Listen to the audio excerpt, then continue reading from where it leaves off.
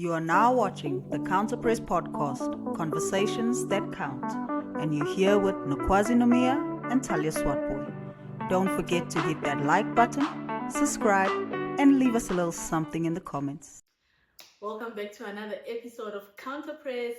It's been a while since we started the season. It's already mid-season and we're back. Yeah, that's true. I think, we never thought we'd approach midway so quickly. Obviously, there's still a few games that need to be caught up, so to say, in those weeks where we did have no games being played, only the games that were on TV. But yeah, we are midway. And I think, just looking at the table, the top half of the table. Lunch bar. I guess it's safe to say that, bro, because what it is. It is what it is. So, yeah, Sundowns is still at the top of the log. They have been ever since the league was introduced. So, but we're hoping that maybe by the end of the season, we're going to be talking something different. Hopefully. Second position, we have TS Galaxy. And then we have JVW, TUT, and Eugene in the top five. Yeah. It's very surprising now that you're saying it. I don't see UWC at the top 4 spots there because they're usually dominating by this time of the season. That's true. But I think, with UWC, they are going through a rebuild. And I think, we did touch on it with the transfers in episode 1. But yeah, they're struggling a little bit to put some results together. They're currently sitting 8th on the log. They've recorded some results that we usually see, I think, and we're looking to see how many did UWC score. This time around we look at it and we're like, But yeah, I think that's what happens when you're in the rebuilding stage, because we even see the big teams, like when they're rebuilding, the results are not showing, So hopefully, since now we're starting the second half of the league, they're going to improve, or maybe the coach is going to introduce something new that's going to help them get to where they were before, because there's still time, there's still a lot of games to be played. So yeah. Yeah, no, I agree with you there. And I think, everything that's growing takes time. You can't rush the process. And I have no doubt, that UWC will be back on top, back as title contenders as they have been in previous years. And I think, let's give them grace maybe for this year. Because to turn around a season from 8, I mean, it's close, eh? Yeah, close. A lot of the teams are close in the top. And also, not to cut you off, but we've seen that this league, this season, is something else. We see results we've never seen before. It's chip and changing every. But we told you guys, didn't we? We told them this league. Expect the unexpected. I think they should change the series to expect the unexpected. But no. I think it's perfect sponsor. Hollywood. It's like the odds are always, the odds are always changing, Mama. We'll see. But we've touched the top half of the blog. Now let's see at the bottom half now. Yeah, in the bottom half, like I said, UWs are sitting 8th. Then we have University of Pretoria, Amatucks, as we know them. Your league debutants, Ezemvelo, are sitting 9th. Then, as we filter down, you see City Lads, First Touch, and other Cape Town side, UCT. And then even in there, Richmond United from Northern Cape, the R, they usually, play within that top half, bottom half. They always always just hanging. Yeah. But we see that they basically at the bottom. Close to relegation. Yeah, I think that's caused by, because when we touched on Richmond first part of this episode, we did say that a lot of players did leave for Forte. So maybe that's one of the major issues, that they needed to start from scratch. So you're saying where University of Forte is currently sitting on the log, it should read Richmond. Clock hit my feet. So I think that's the major effect that they're having, to rebuild, introducing 9 or more players into a team with only a short space to prepare for the league and stuff like that. And their coach as well has left. He's at, I think, in WU, Oh, really? Yeah, if I'm not mistaken, Bloom. And yeah, no, it's tough. It's tough, eh? It's really tough. I know what you're thinking, but I don't think we should say it now. I don't think. Listen. Keep it rolling. The thing is, if they build an airport there, it's not a problem. Because I'm sure, like, most of the teams in the league are like, please stay there, because traveling to that side of the world it's the most draining thing you can ever do, you know.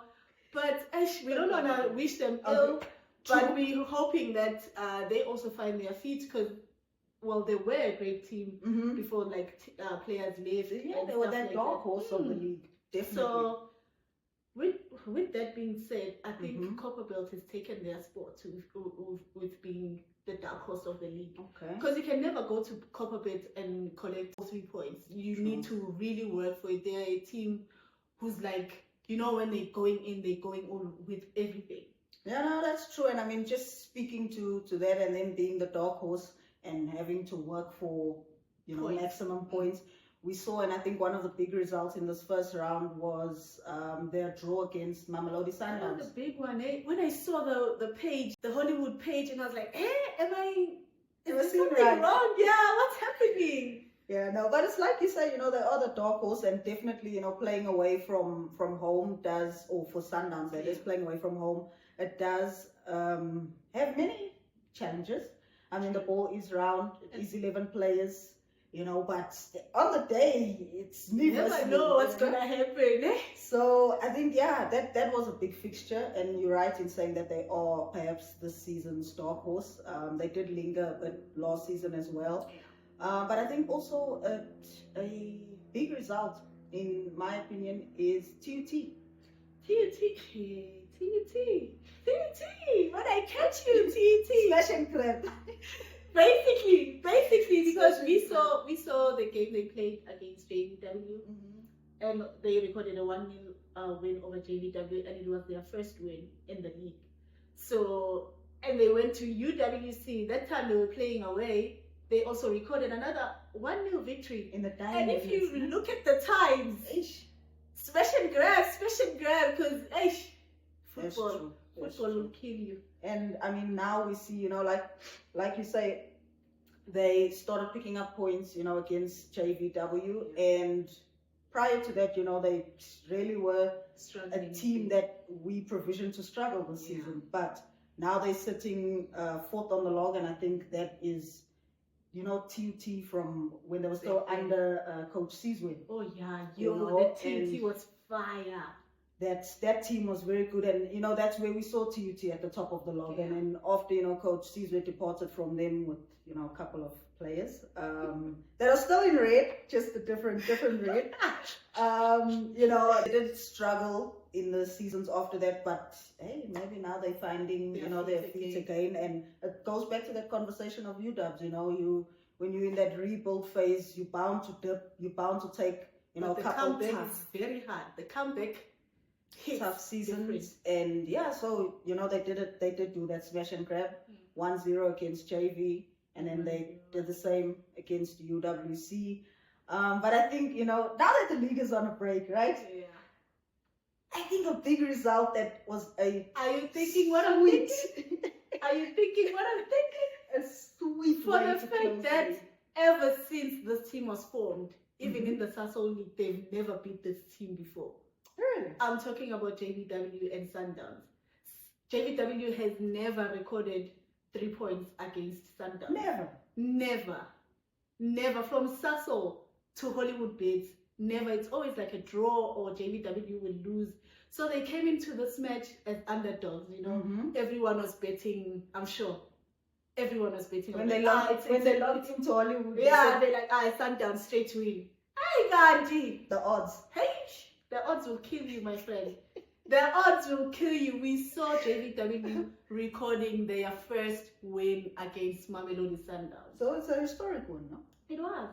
No, that's good. And I think, just touching on that game again, we covered it when we spoke about most of your sponsors, your big games and stuff like that. Because they have the most viewership sure. when they're on SABC One and stuff like that. Yeah. And I think what we failed to see, or rather maybe let me not say failed to see, but the expectations that we had for the first game in Attridgeville with, your fans, stadiums being full. Exactly. That vibe, that culture, to say that game, if you want to see women's football or South African women's football, come watch to that game. JVW versus Sundowns. I think we didn't see that in the first game because Attridgeville is far, and people were complaining, no, that's too far and stuff like that. But actually, now that we were in UJ, we actually saw a turned-up squad. Fans were there, the vibe was there, they were singing. Also, the Mamelodi Sundowns fan base, them with the vuvuzelas, the drums and stuff like that. Always. It was such a good atmosphere to be in, to see that people actually want to see women's football grow. They're in the stands, Brian, it was packed. It was. Also, the game, they gave us the football, the goals. I know we were in stadium, right? I know we were in stadium, but for people who were not there, you missed out. Gloria Brown. That was a humdinger. Dude, the atmosphere, the football they displayed, it was out of this world, hey? They were playing, they were not doom, doom, doom, Sure, but I think the football goals were spectacular. Sure. I think that's what you get when you start looking at, some of your top teams. And, not to discredit any of the other teams, but I think from both sides, all players, technical staff, I'm sure there's a bit of a different vibe in the camp in that week leading up to, this particular fixture. And just to touch on that as well, we look at the first game and Sundowns recorded a 2-0 win over JVW. JVW was still, finding their feet in a new formation, new players in different, also. Exactly. Sundowns the same. They also had a new coach, so on the day it's also about putting your best foot forward, your players that you feel are ready to get you the maximum points. You feel those, and just talking, with that, I think JVW had a very similar squad.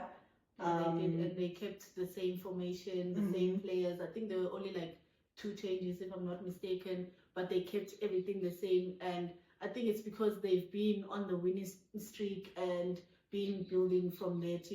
They're now used to the formation that they introduced. They now gel together, and everything was just working out, for the best, because they've practiced it over and over and over and over and over. And then I think, that's basically how they won the game, because they kept the same thing going for the whole of the season. The first half. I think I agree with you on that, because when you look at the lineup that Sundowns put out, very, very, very, very different to the first leg. First leg or first game, they went with more of your experience. We saw a lot of experienced players in that lineup. And then this time round, for me, they still kept their core. But, we saw a lot of different changes. We saw a lot of different introductions. And, we know Sundowns Ladies to play 3 at the back, and, you have your wing backs. This time they were playing 4 at the back. They went with a little bit more speed out wide, in your fullbacks. And we saw some overlapping more so on the left side, but it seemed that, it didn't quite work out for them. But, on the field, we always say this, even if you look at Sundowns men's team, bring anyone from the bench, bring anyone from the stands, and they can do the job. So I think, they obviously reflected on that game, Mamelodi Sundowns, that is, and, so can I ask something? Do you think, I know that both teams were preparing, because this fixture is always the fixture to watch, even for the coaches, it's the fixture that I need to win this, Do you think maybe preparing wise, or with the starting lineup that they started with, do you think maybe underestimated JVW because they played against them and it's always the same results and stuff like that. Do you think that might be the case? You know, or the coach just wanted to try something new? You know, the thing is, if I compare to the first game, right, that had been Sundowns' first league game that they had played JVW in their second game. So new coach as well, and he opted to go with experience, right? But in any team, you know, like we've been speaking of this rebuild or your introduction of new and youthful players, right? So as the league progresses, I think, you know, their coach may have been looking at different combinations in the squad. The first time that the two teams met, I mean, for instance, one of their biggest signings, Isabella, wasn't available. We saw a feature now in this past game. So, like I say, as the games go on, you know, you start looking at player availability, player rotation, the fatigueness of players, because they also have, you know, national team players, so do JVW. But again, you know, on the day, it's about the coach putting his or her best 11 out, and, you know, do you have the bench that come on and change the game? And at the end of the day, when the final whistle blows, when the fat lady sings, it's all up to the players. The coaches have done their job, but it was a great fixture. And for me, I think, you know, the best team won on the day. Take nothing away from JVW. I think, you know, they really came to Sundowns and said, right, we're ready, you know. First time you got us, but let me show you something. With that being said, you know, people have been coming in and out of teams like players.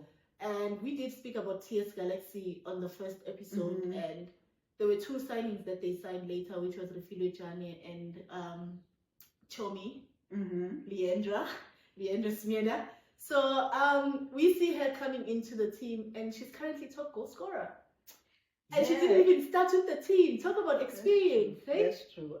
You know, Chomi or Leandra Smeda holds, you know, a wealth of experience.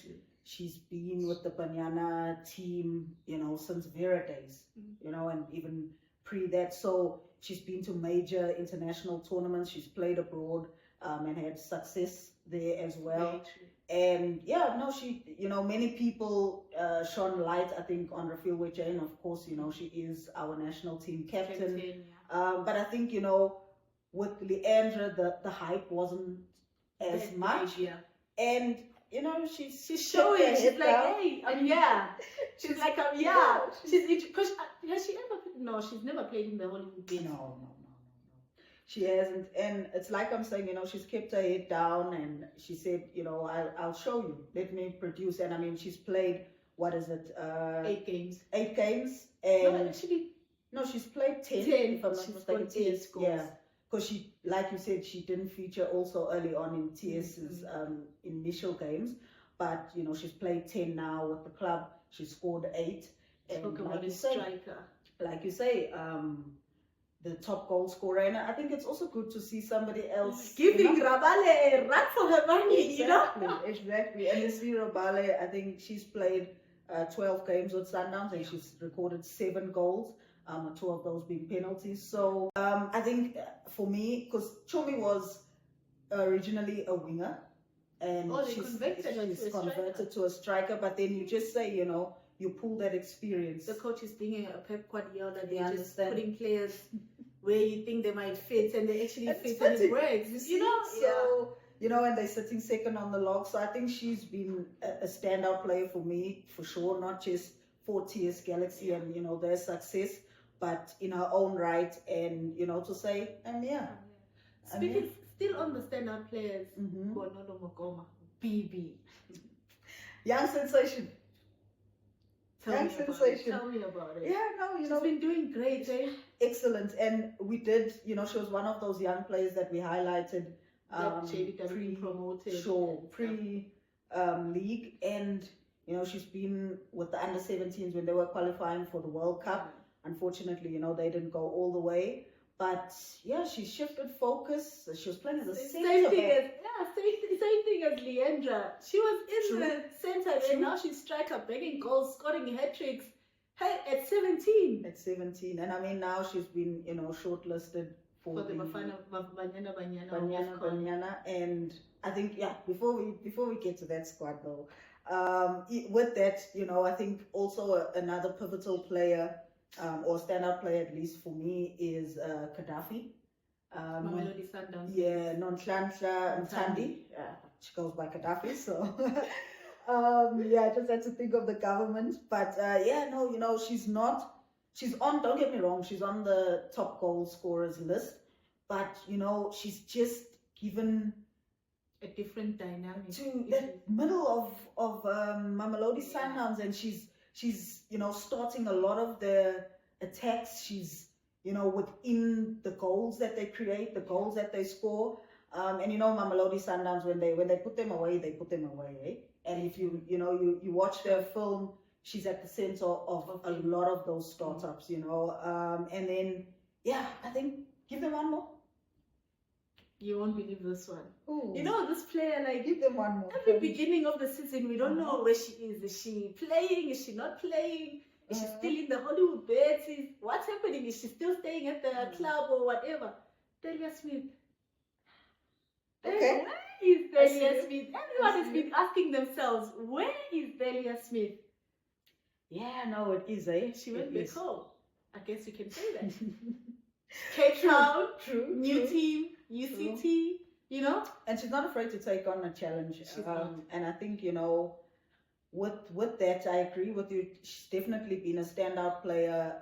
Obviously, she operates in the middle, so she won't necessarily be putting up those goals, much like the other players we've mentioned. But I think with her experience, she's brought a lot of stability. She has. And solidity in this UCT side, because once she joined them, we saw them put up more consistent. They had that thing, results. like, look at us now, They're performing in the field, getting those results, Yeah, no, for sure. And like I say, taking nothing away also from those players at UCT, but when we watched them play first game against University of Johannesburg, they were lacking, some elements.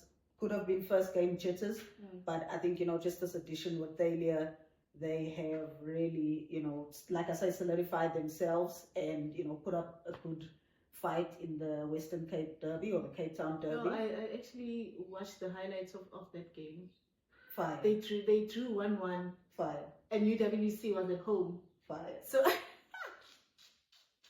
I wouldn't say fire, but it was a game. Yeah. It was a game. Yeah, but touching on this experience, and I think we spoke a lot with Leandra Smeda, but just touching on Thalia as well, she's had experience on the international stage. She was with the WAFCON team 2022. Before we even get there, she was with CAF, Mamelodi Sundowns. She's, like you said, been with the national team for numerous years, from youth levels all the way through. She's, been a regular player at Mamelodi Sundowns when she was there. She wasn't afraid to move to University of Pretoria. She was very instrumental in their campaign too. We see her now at UCT providing, those same qualities. But it's like you mentioned, she was part of that winning team, that winning Banyana team in the 2022 WAFCON tournament. But she's in Cape Town. She's not in Morocco. It's